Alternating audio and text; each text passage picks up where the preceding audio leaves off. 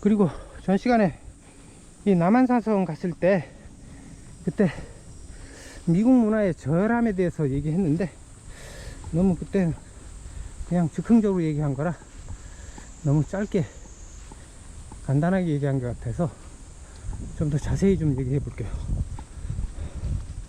근데 이거를 특히 미국이나 그 자본주의에 대해서 얘기하면 이게 유튜브에서 검열이 너무 좀 심해가지고 잘라버리죠. 이게 잘라버리고 계정도 삭제해버리고, 저도 한번 계정 전체를 삭제당했어요. 그래가지고 근데 그냥 이 조심할 수밖에 없어요. 그러다 보니까 이게 핵심적인 얘기를 지금 다 제껴놓고 해야죠. 그러니까 이게 뭐 얘기 자체가 이 알맹이가 빠진 듯한, 어? 알맹이 빠진 얘기가 되기가 쉬워요. 가장 중요하고 가장 재밌는 얘기인데 그걸 빼고 하려니까 이게 얘기하기가 힘들어요. 제가 주로 공부한 게 그건데 뭐 핵심 부분 빼버리고 그냥 장가지만 얘기하려니까 답답하죠. 제가 그거 얘기하면은 잘릴 테니까, 계정도 폭파당할 테니까 그걸 얘기 안 하고 글로벌 자본이라고 얘기할게요.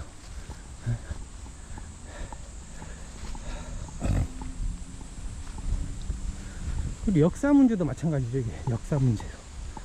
역사 문제가 제가 다큐멘터리를 만들기 때문에 서양사는 거의 다 읽어봤어요. 서양사, 뭐 영국사, 프랑스사, 이탈리아사, 독일사, 러시아사, 뭐 스페인사, 그 서양의 주요 국가 개별 국가사는 다 읽어봤고, 그리고 뭐 중동사, 중국사는 물론 읽어봤고, 그러니까 아프리카하고 아메리카, 미국사도 읽어봤고, 그 역사가 변변하게 나와 있지 않는 거 빼놓고 거의 다 봤어요. 제가 그 다큐멘터리를 하려면 자료조사가 중요하기 때문에 그 역사를 다 봐야 돼요. 심지어 제가 에릭 홉스범이라고 세계적인 그 역사학자라는 에릭 홉스범, 몇 년 전에 죽었죠. 그 사람의 그 시대 시리즈, 그거 한 2000페이지가 넘죠. 합치면 3000페이지 가까이 되는 것 같은데 제가 그것도 다 읽었어요. 근데 그거 진짜 어려운 책인데,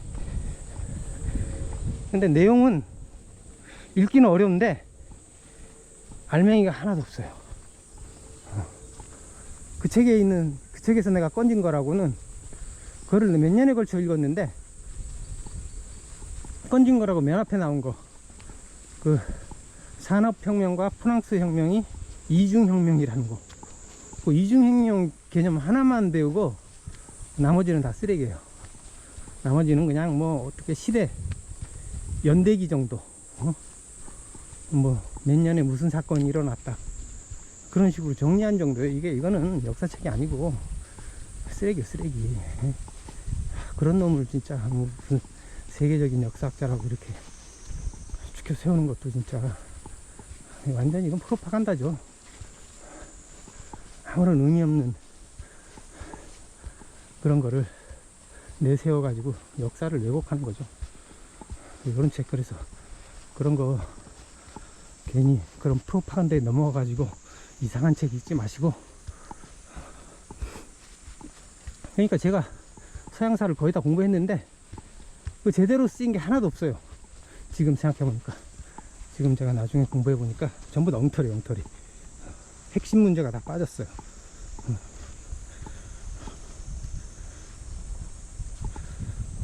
그 핵심 문제가 뭐냐 하면 돈 문제죠. 돈 문제. 모든 사소한 사건에도 다 뒤에 돈이 걸려 있는데 그 역사적인 사건에 돈 문제가 다 빠져 있어요. 경제 문제가 다 빠져 있어요. 경제사라 그래가지고 따로 역사를 취급하는데 뭐 거기도 빠져 있는 거 마찬가지죠. 중요한 돈 문제는 다 빠져 있는 거고, 쓸데없는 쓰레기 같은 내용밖에 없죠. 그래서 그 역사 같은 거나 뭐 경제 같은 거에 대해서 진실을 얘기하면은 음모론으로 몰려버리죠.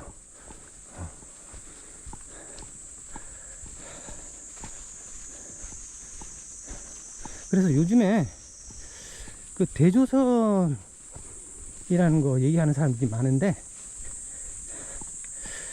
내가 보기엔 이 대조선은 음모론으로 몰기 위한 역정보 같아요. 저 대조선이라는 거 그거 주장할 때 처음 나온 책 그거 저도 읽어봤어요. 다 읽어봤는데, 대조선이 원래 그러니까 뭐 원래 조선이 중국에 있었다, 그러면서 얘기를 하는데, 그 사람이 그 대조선이 중국에 있었다는 근거로 드는 게 딱 두 가지밖에 없어요. 그 100년 전에 부한말 시대 덕수궁 사진을 보여주는데, 그게 이제 요즘 덕수궁 거리하고 틀리다는 거죠. 뭐 그동안에 많이 변했을 수가 있죠. 그리고 그 1896년인가 그때 시카고에서 만국 박람회가 열렸는데, 거기에 참가한 조선 사절단이 공식 명칭, 국가의 공식 명칭이 중국으로 걸고 갔다는 거예요. 근데 그 두 개 가지고 어떻게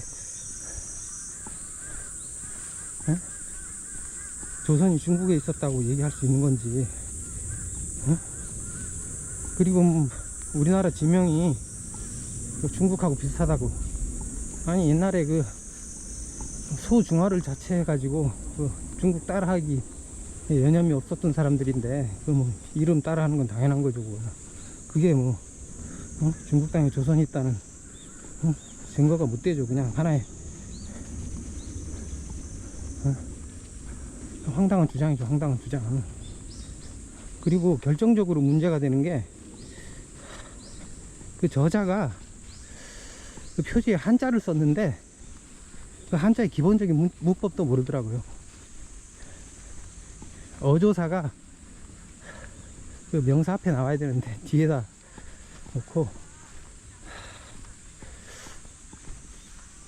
전치사죠. 전치사 어자를 그 명사 앞에다 놔야 되는데 그 뒤에다 놓고, 그 한자의 기본에 대해서도 모르더라고요. 그 역사 선생님이라는데 너무 좀 수준이 떨어지는 사람이고. 그리고 제가 이제 그 다큐 멘붕의 시대에서 그 촬영한 소송인단이라고 단체가 있는데, 시민단체가 있는데,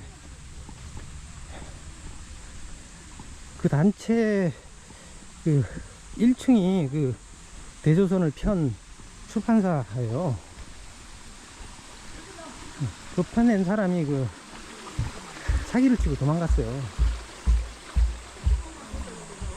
그럼 정 믿을 수 없는 사람들이 이걸 출판을 했는데, 그것만 해도 좀 믿기가 힘들죠, 이거.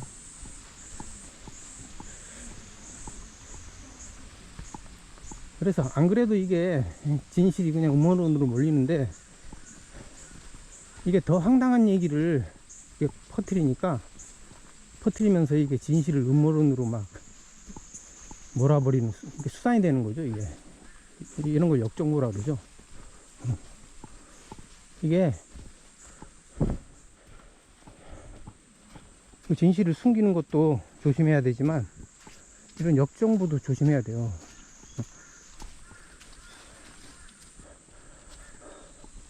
이런 역정보가 진실을 음모론으로 몰기 위해서 이게 더 황당한 얘기를 이렇게 일부러 조작하는 것 같아요. 그렇게 그거를 퍼뜨리는 사람들이 있어요. 거기에 돈 대고. 그거는 음모론 얘기하는 사람들하고 같은 세력이겠죠, 이게.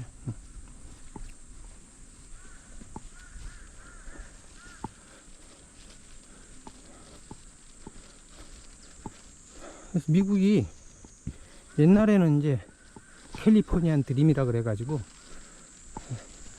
전 세계 모든 사람에게 꿈을 이룰 수 있는 꿈의 땅이었는데, 그 왕가위의 그 중경 삼림에 보면은 그 캘리포니아 드림이라는 노래가 나오죠. 그거 들으면은 진짜 미국이란 데가 환상적인 데고 그런 꿈을 가질 수가 있는데, 막상 가보면 누구죠? 그 분노의 포도 소설 지은 사람, 분노의 포도죠. 그래서 그 짐 자무시 영화 20년 전에 나왔던 건가? 짐 자무시 영화 중에 그 천국보다 낯선이라는 땅이 있지. 천국보다 낯선이라는 영화가 있었죠. 그거 보면 실제로 이제 캘리포니아 드림을 꿈꾸고 미국에 간 그 헝가리 사람인가? 헝가리 남자 둘이 막상 미국에 가도 아무것도 없다는 거죠, 이게.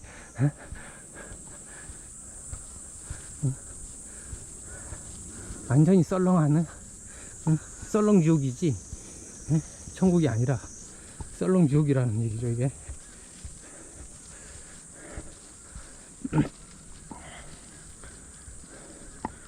그 미국이란 땅이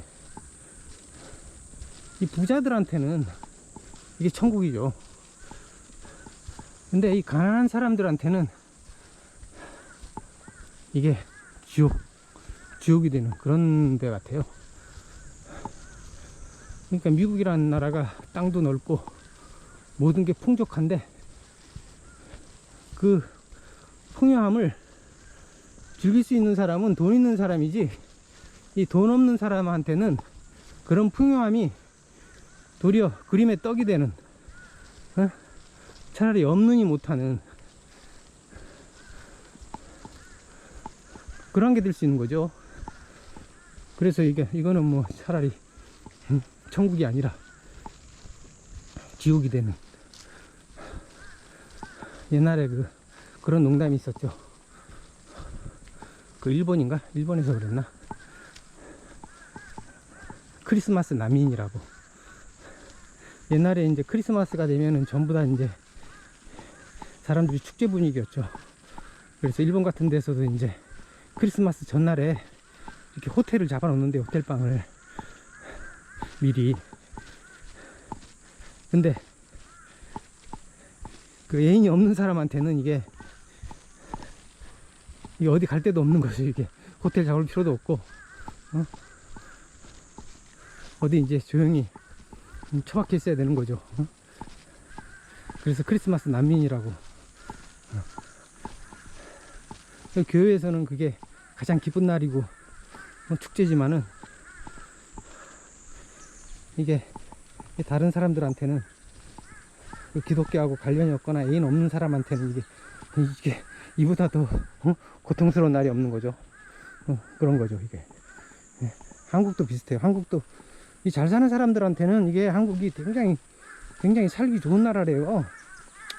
외국에 많이 다녀본 사람들은 뭐 한국보다 살기 좋은 나라가 없다 그러는데, 그게 근데 또 막상 한국에 사는 특히 젊은이들은 헬 조선이라 그래가지고 기회만 되면 떠나려고 하죠. 그래서 뭐 핀란드가 제일 좋다 그래가지고 핀란드 가자고, 핀란드로 이민 간다고 뭐 그런 얘기 많았고. 근데 막상 핀란드 가면 전부 다 우울증 걸릴 것 같아요. 핀란드가 이게 추우니까, 이게 햇빛이 없잖아요. 이게 겨울이 6개월이고 봄, 여름, 가을이 6개월밖에 안 되고. 그러니까 그 사람들은 우울증 걸리는 사람이 많대잖아요. 이게 해를 봐야지 이게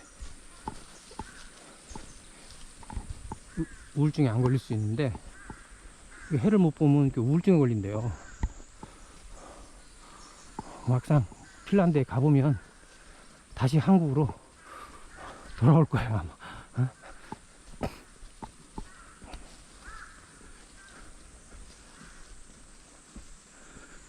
실제로 그러니까 뉴욕 같은데, 이렇게 저는 가보진 않았지만 영화 같은데 보면은 지저분하죠. 이게 뉴욕이 세계 최고의 그 중심 도시인데도 전 세계 이게 서울이라고 할 수 있죠. 근데도 그 뒷골목 보면 굉장히 지저분하죠. 이게 허름하고.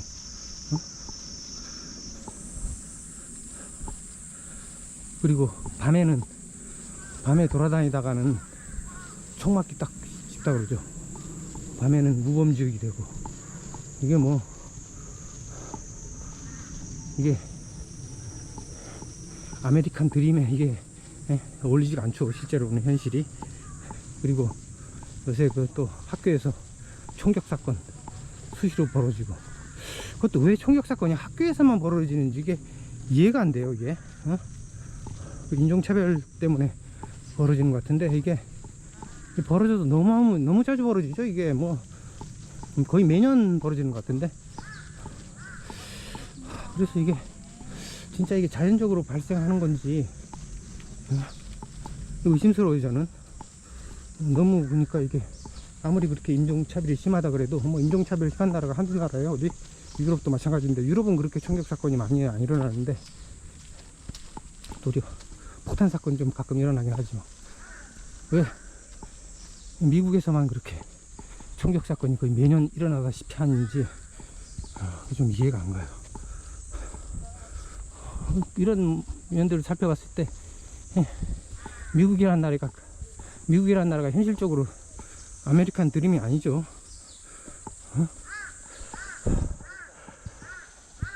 이런 면은 또 한국도 비슷해요. 또 한국도 그 화려한 데는, 서울에서도 화려한 데는 강화문하고 세종로밖에 없어요. 이 종로 한복판에서도 뭐 10m만 골목으로 들어가면 완전히 구한말이에요. 구한말. 완전 100년 전 거리, 100년 전 그 기와집들하고 그 좁고 지저분한 거리들 그대로죠. 그리고 을지로도 그렇고, 중구, 서울에 그런 거리가 되게 많죠. 그래서 여기는 왜 개발을 안 하나 이렇게 의아해지는데, 근데 막상 그 개발하려면 그 땅값이 장난이 아니죠. 땅값 보상하려면 그게 쉽지가 않죠. 땅값 비싸니까. 우리나라도 뉴욕하고 비슷한 것 같아요. 차라리 시골이 훨씬 더 요즘은 잘 꾸며놔가지고 어디 가나 다 뭐 산에도 나무데크 다 깔아놓고, 시골이 더 훨씬 깔끔해요. 깔끔하고 보기 좋고 놀러가기도 좋고, 시골이 더 나은 것 같아요. 여기 악스터고요. 여기 쉬는 데도 있어요.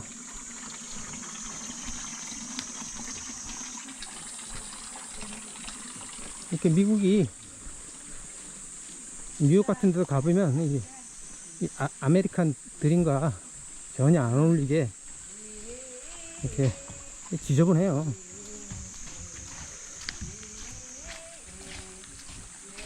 그리고 대표적으로 이제 미국의 그 엔터테인먼트 산업을 보면 이게 이 글로벌 자본이 다 장악하고 있죠. 그래서 이 글로벌 자본이 직박꿀이다. 그 어떤 문화의 저열화를 조장하는 것 같아요. 그래서 대표적으로 보면 이제 TV 같은 경우에, 이건 뭐 다 알다시피 바보상자로 사람들 의식을 마비시키는데 이용하고 있다는 거 뭐 다 알고 있는 거고, 한국도 요즘 이제 먹방으로 사람들 의식을 마비시키고 있죠. 다 개돼지로 처묵처묵하는 개돼지로 만드는데 애쓰고 있죠. 그래서 저는 한류가 세계적으로 유행하는 걸 좀 이해를 못 하겠는데, 우리나라가 특별히 뭐 드라마를 잘 만드는 것 같지도 않고, 음악은 그래도 잘 만드는 것 같긴 한데, 그렇게 뭐 세계적인 유행을 이끌기에는 턱없이 부족하다고 생각하는데, 한류가 이렇게 유행하는 게 우리나라 자본으로 이게 될 일이 아니고, 제가 보기엔 글로벌 자본이 뒤에 있다고 봐요. 글로벌 자본이 어떤 문화를 저열화시키는데 한류를 이용하고 있다고 봐요. 그래서 한류가 전 세계적으로 유행하는 거에 대해서 이렇게 너무 흐뭇하게 국뽕에만 취해 있으면 안 될 것 같아요. 그리고 영화 산업도 보면은 이게 15년 전에 트랜스포머 시리즈가 유행했죠. 그 뭐 아동용이죠, 아동용. 아동용, 그 뭐 유치한 아동용인데, 그 후로 계속 보면은 뭐 마블 시리즈 같은 거 요새 유행하고, 되게 유치한 내용들이에요, 전부 다. 이 디즈니에서 만드는 거죠, 이거. 이거 뭐 완전 유치한 아동용 영화지. 이게 우리가 기존에 영화에 대해서 갖고 있던 고정관념을 다 뒤엎고 있어요. 영화라면 상당히 이게 수준 있는 걸로 굉장히 문화적으로 높은 평가를 받았는데, 이런 영화들이 영화의 품격을 떨어뜨리고 있어요, 지금. 그래가지고 마틴 스콜시지가 요새 얘기했죠. 마블 시리즈는 영화가 아니라고.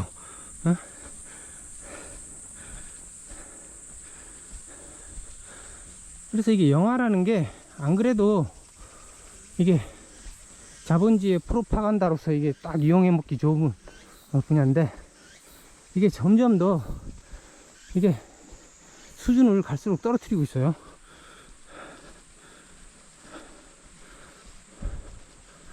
그리고 또 얼마 전에 멜 깁슨이 폭로를 했죠. 멜 깁슨이라든지 누구야, 몇몇 배우들이 이제 허리우드의 그 아동 유괴 그런 사건에 대해서 고발을 했죠. 그래서 그게 이제 음모론으로 떠돌았었는데, 그게 몇 년 전에 앱스타인 사건이 터지면서 그게 사실이라는 게 드러나 버렸죠. 그래서 어떤 사람은 그냥, 어떤 배우는, 그 유명한 배우, 하리우드는 그냥 겉으로만 드러나는, 겉으로만 영화 만드는 거고, 사실은 그 목적은 아동 유괴에 있다, 그렇게까지 얘기했죠.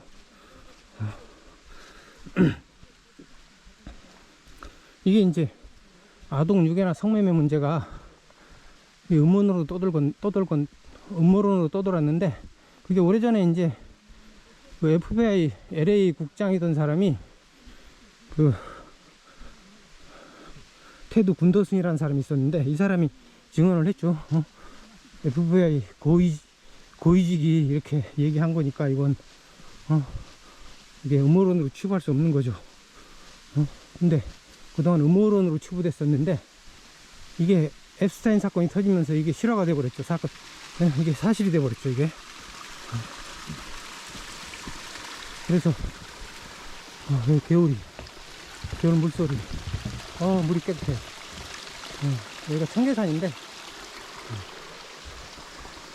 옛날에 등산 왔던 것 같은데 기억은 안 나네요.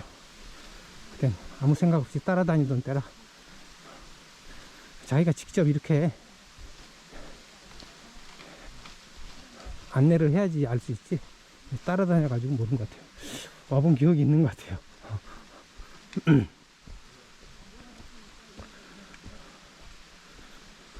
그 피자 게이트도 이게 음모론으로 치부하는데, 미국인들 상당수가 이거를 사실로 생각할 것 같아요. 피자 게이트가 이것도 아동 유괴하고 성매매 관련돼 있죠.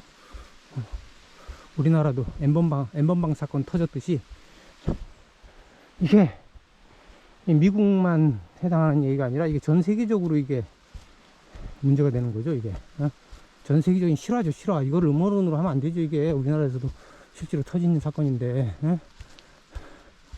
이걸 전 세계적으로 확산시키는 확산시킨 거죠, 이게. 돈으로 뭐 못하는 게 없죠. 돈으로 안 되는 게 어딨어요. 그래서 제가 멘붕의 시대란 다큐를 만들어서 그 현행 민주주의에서 가장 핵심인 선거의 문제에 대해서 이렇게 제기를 했음에도 불구하고 제가 이 멘붕의 시대를 그 영화제에 300군데를 보냈어요. 300군데는 아닌가? 한 150군데를 보냈어요. 그 참가료만 해도 한 300만 원이 들었는데, 그거 돈 아깝네. 300만 원이면 중고차 한 대 살 수 있는 돈인데,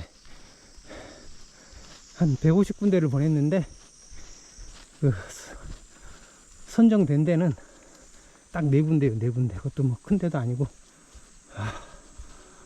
이것들이 영화제를 얼마나 개판으로 운영하는지, 뭐 결과도 안 알려줘요. 그래서 내가 좀 알아봤더니 이게 유명한 영화제인 경우에는, 다큐멘터리인 경우에는 한 영화제에 몇천 편이 출품이 돼요. 근데 영화제 그 심사위원은 몇 명이 안 돼요. 몇 명이서 몇천 편이나 되는 영화를 어떻게 봐요?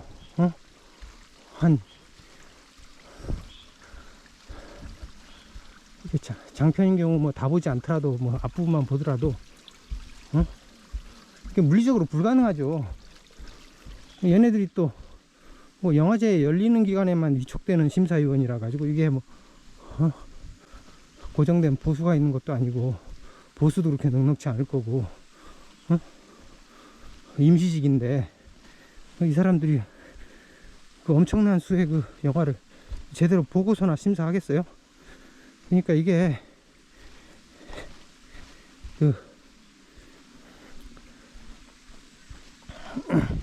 이게 지원료 신청할 때 이제 신청비를 내야 되니까, 심사비를 내야 되니까 그 심사비 받아먹는 장사 같아요.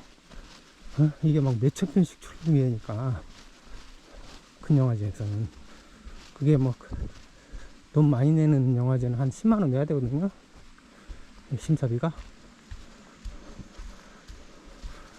그게 몇천 편씩 10만원씩 해봐요. 이게 몇 억이에요, 몇 억. 이것들 이걸 가지고 장사를 하지 않나, 난 그런 의심이 들어요. 심사는 어차피 이게 불가능한 거고, 지인들끼리 그냥 미리 다 결정해 놓고 그냥 짜고 하는 거죠. 그리고 멘붕의 시대 같은 영화는 이게 정치제도의 핵심 아킬레스건을 건드린 작품이라서 얘네들한테는 이게 근기로 딱 이렇게 찍혀 있을 것 같아요. 그런 거 다루는 영화는 선정 안 하는 걸로. 그래서 저는 멘붕의 시대를 만들기 전까진 그래도 영화계가 그래도 상당히 그 철학적으로 의미 있는 영화도 많고, 예술적으로도 괜찮은 영화들이 많기 때문에 굉장히 수준이 높은 분야라고 생각했는데, 그게 아니라 이 멘붕의 시대가 이렇게 되다 보니까, 묻혀버리다 보니까 이게 영화계만큼 부패한 데도 없는 것 같아요. 그러니까 이게 자본주의의 프로파간다로 가장 악용되는 분야이기 때문에 이게 그럴 수밖에 없을 것 같아요. 그리고 이 포르노 산업도 미국이 주로 하죠.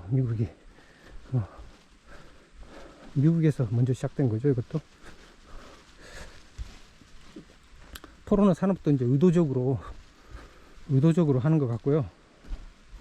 그 다음에 프로스포츠 산업 이런 것도 옛날에, 그러니까 이 80년대 3S 정책에 드는 거죠. 이게 거기에 이게 이 성이라든지 스포츠가 이게 그 자체로는 나쁜 게 아닌데, 그거를 글로벌 자본이 문화를 타락시키기 위해서 악용하고 있는 거죠, 이게. 사람이 성이나 스포츠를 안 할 수는 없는 거죠, 이게. 해야 되는 건데, 그걸 이용해서 이것들이 문화를 타락시키는데 적극적으로 활용하고 있는 거죠. 그래서 미국이란 문화가, 미국 철학이라는 게 내세우는 게 프래그머티즘이죠. 실용주의. 이 실용주의는 뭐 특정한 철학이 있는 게 아니라 그냥 뭐 그때그때 이렇게 그냥 효용이 있는 거. 효용이란 말은 이제 어떤 이익을 많이 올리는 거, 현실적인 이익을 주는 거란 거겠죠. 이게 철학이라 할 수 없죠. 이게 뭐. 그래서 미국은 이 철학이 없어요. 자기 고유의 철학이 없는 것 같아요. 이게 미국이 이 무력만 세고, 이 문화적으로는 굉장히 저열한 문화예요, 이게. 그리고 뭐 온갖, 세계적으로 온갖 행포를 다 부리는 건 다 아는 거고 굳이 얘기할 필요가 없고, 온갖 악행은 다 저지르고 있죠. 그래서 이게 미국이란 게 옛날에 이 로마하고 비슷한 것 같아요. 로마 제국하고. 미국도 제국이죠. 미국도 제국인데, 여보세요. 이 로마 제국보다 못하죠, 차라리. 나 집에 못 갔는데. 로마도 이제 못 무력이 갔는데요. 강했죠, 무력이. 거기 가서 내려가고 있는 중인데. 무력이 강하고, 근데 철학적으로는 미약했죠, 로마가. 철학적으로는 그리스 철학에 압도됐죠.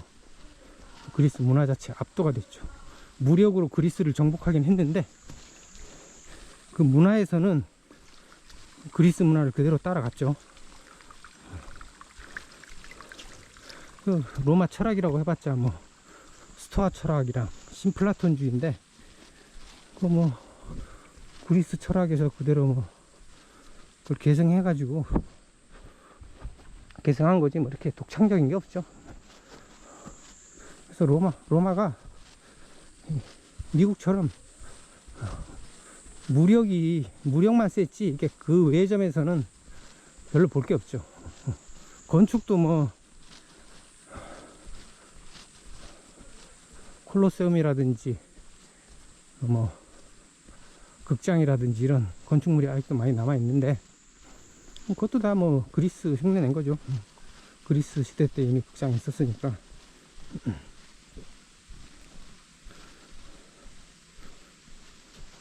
그래서 미국 문화란 자체가 이게 변변한 게 없어요.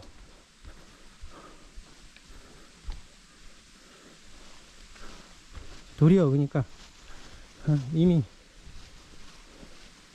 있는 문화조차 이렇게 저열하게 만드는데 애쓰고 있죠.